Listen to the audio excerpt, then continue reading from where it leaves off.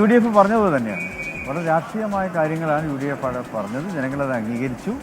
അതിൻ്റെ വിജയമാണ് ഇപ്പോൾ നമുക്കവിടെ കാണുവാൻ കഴിയുന്നത്. ഇവിടുത്തെ വികസന മുരടിപ്പ്, അതുപോലെ തന്നെ ജനജീവിതത്തിൽ ജനങ്ങൾക്ക് സുരക്ഷ നൽകുന്നതിൽ വന്നിട്ടുള്ള വൻ വീഴ്ചകൾ, ഇതൊക്കെ തന്നെ അവിടെ പ്രതിഫലിച്ചിട്ടുണ്ട്. സുരക്ഷാ വീഴ്ച കേരളീയ സമൂഹത്തിൽ അങ്ങനെയാണല്ലോ, എല്ലായിടത്തും അക്രമവും അരാജകത്വവും ഒക്കെ നടപാടുന്നത്. അപ്പോൾ അതിനെതിരൊക്കെയുള്ള ഒരു വിധേയത്തായിട്ടാണ് ഇത് കാണുന്നത്.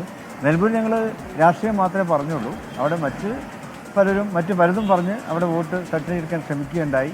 അത്തരം ദുഷ്പ്രചരണങ്ങൾക്കൊന്നും അവിടെ വിലയില്ലാതായിരിക്കുകയാണ്. ജനങ്ങൾ യാഥാർത്ഥ്യബോധത്തോടെ പ്രതികരിച്ചു എന്നുള്ളതാണ് നിലമ്പൂരിൻ്റെ വിജയത്തിൽ.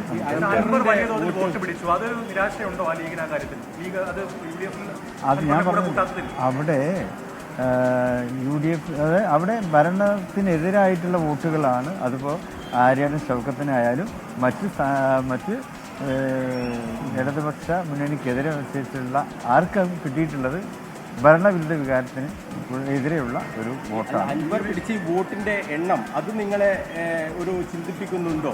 എങ്ങനെയാണ് ഇത്രയധികം വോട്ട് അൻവറിലേക്ക് പോയത് എന്ന കാര്യം പരിശോധിക്കേണ്ടതാണ്. അവിടെ ഞങ്ങൾ ചിന്തിക്കുന്നത് ആര്യാടൻ ഷൗക്കത്തിന്റെ വിജയമാണ്. ആര്യാടൻ ഷൗക്കത്തിന് കിട്ടിയിട്ടുള്ള വോട്ടുകളാണ് ഇപ്പോൾ ഞങ്ങളെ ആഹ്ലാദിച്ചുകൊണ്ടിരിക്കുന്നത്. ഇനി വിശകലനം പിന്നീട് നടത്തും. ആ മുഴുവൻ റിസൾട്ടൊക്കെ വന്ന് കഴിഞ്ഞ ശേഷം മുസ്ലിം ലീഗ് വിശകലനം നടത്തും, അതുപോലെ തന്നെ UDF വിശകലനം നടത്തും. അതിനുശേഷമാണ് ബാക്കി കാര്യങ്ങളൊക്കെ നമുക്ക് പറയാൻ പറ്റും.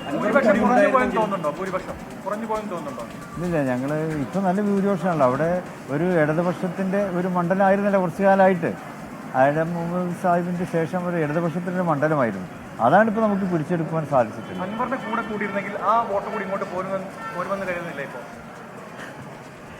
അത് ഇപ്പോൾ ഞങ്ങൾക്ക് അവിടെ ലഭിച്ചിട്ടുള്ളത് UDFന് അവകാശപ്പെട്ട വോട്ടുകളാണ്. അതാണ് ഞങ്ങൾ തുറന്നിട്ടുണ്ടോ അല്ല അടച്ചു തന്നെയാണോ ഇപ്പോഴും? ലീഗിന്റെ താല്പര്യം എന്താണ് കാര്യത്തിൽ? അത് UDF തീരുമാനിക്കേണ്ടതാണ്. അപ്പോൾ ഞാൻ പറയാം, അൻവറിന് UDF എന്ന് പറയുന്നത് ഇപ്പോൾ ഇന്നും ഇന്നലെ ഉണ്ടായ കാര്യമൊന്നുമല്ലല്ലോ. UDF വർഷങ്ങളായിട്ട് പ്രവർത്തിച്ച് വരുന്ന ഒരു മുന്നണി സംവിധാനമാണ്. അൻവറിന് നിലമ്പൂർ സ്റ്റേഷനിൽ കയറാമായിരുന്നു, പക്ഷെ കയറാൻ പറ്റിയില്ല. ഇനി സ്റ്റേഷനിൽ ധാരാളം ഉണ്ടല്ലോ, അവിടെ കയറിക്കും. തീർച്ചയായിട്ടും UDF ആ കാര്യങ്ങൾ ചർച്ച ചെയ്തിട്ട് തീരുമാനിക്കും. 2026 അൻവർ കൂടി വേണം ഈ സംവിധാനത്തിൽ എന്നൊരു ആവശ്യം ഇപ്പോൾ ഉണ്ടോ? അതായത് രാഷ്ട്രീയമായിട്ടുള്ള കാര്യങ്ങളല്ലേ, അതൊക്കെ ചർച്ച ചെയ്തിട്ട് നമുക്ക് തീരുമാനിക്കാം. എന്താണ് അൻവർ കൂടി വേണമായിരുന്നു എന്നാണ് ലീഗ് ആദ്യം അതിന്റെ അഭിപ്രായം പറഞ്ഞിട്ടുണ്ട്. അൻവറിന്റെ കാര്യത്തിൽ ലീഗിന്റെ അഭിപ്രായം ആദ്യം പറഞ്ഞിട്ടുണ്ട്. അഭിപ്രായം ഇപ്പോഴുള്ളത് അതെ. ഇപ്പോൾ നമുക്ക് മുന്നണി സംവിധാനം ശക്തിപ്പെടുത്തണം. കേരളത്തിൽ അടുത്ത അസംബ്ലി തെരഞ്ഞെടുപ്പിൽ ഐക്യജനാധിപത്യത്തിന് വേണ്ടി അധികാരത്തിൽ വരണം. അതിന് മുന്നണിയെ ശക്തിപ്പെടുത്തേണ്ടതുണ്ട്. അതിനുള്ള എല്ലാ കാര്യങ്ങളും മുന്നണി ചെയ്യണം എന്നാണ് പറയുന്നത്. അതിന്റെ എല്ലാ ഘടകങ്ങളുണ്ട്. അൻവർ മാത്രമല്ല, ഒരുപാട് ഘടകങ്ങൾ ഇനിയുണ്ട്. മറ്റ് വേറെയും ഘടകങ്ങളുണ്ട്. ആ ഘടകങ്ങളൊക്കെ ഒരുമിച്ച് കൂട്ടിക്കൊണ്ട് നമുക്ക് മുന്നോട്ട് പോകണം.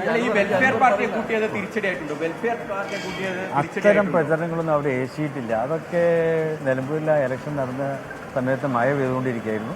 ആ മഴത്തൊക്കെ നനഞ്ഞ പടക്കമായി മാറി. മതി